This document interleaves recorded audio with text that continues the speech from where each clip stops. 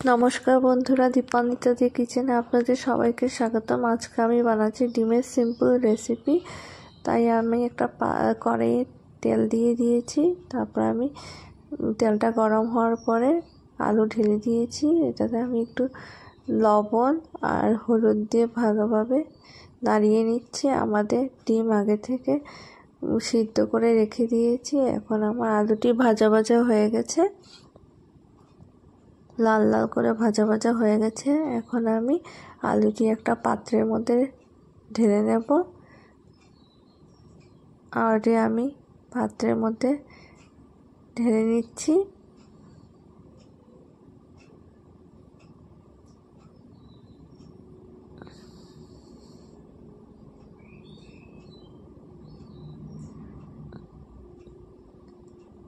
ডিমে আমি আগে থেকে নুন আর হলুদ দিয়ে ভালোভাবে মাখিয়ে নিয়েছিলাম। এখন কড়াইয়ে আমি আবার সামান্য পরিমাণে অল্প তেল দিয়ে আমি ডিমটিকে ভেজে নেব।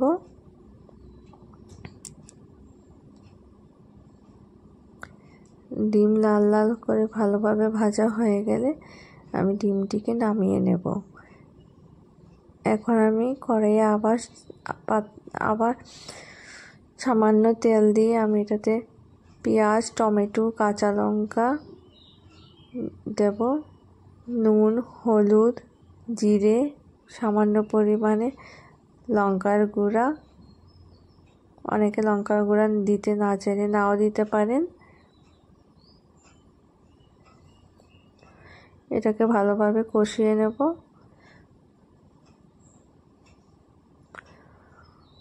কষানো হয়ে গেলে আমি এটাতে ভাজা আলু ঢেলে দিচ্ছি। ভালোভাবে নাড়িয়ে নেব।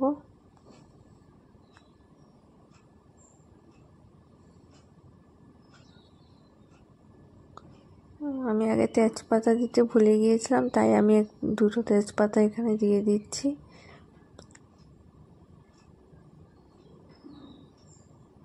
আমাদের প্রায় হয়ে গেছে।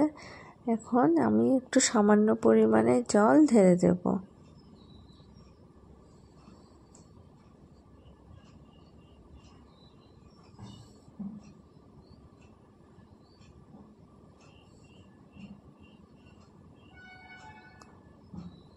জল দিয়ে দিচ্ছি। এখন আমি আলুটিকে ভালোভাবে ফুটতে দিতে হবে কিছু সময়ের জন্য। আমাদের ফুটে গেছে। এখন এটাতে একটু সামান্য পরিমাণে গরম মশলা আর চিকেন মিট মশলা এটাতে দিয়ে দেব।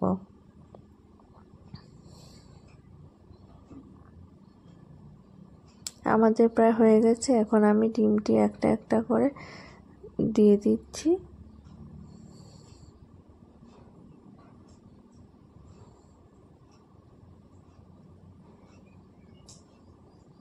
আমাদের ডিমের রেসিপি হয়ে গেছে।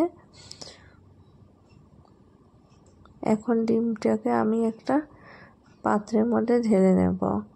আপনাদের যদি আমার এই ডিমের রেসিপিটা ভালো লেগে থাকে তাহলে প্লিজ চ্যানেলটিকে লাইক সাবস্ক্রাইব করে নেবেন।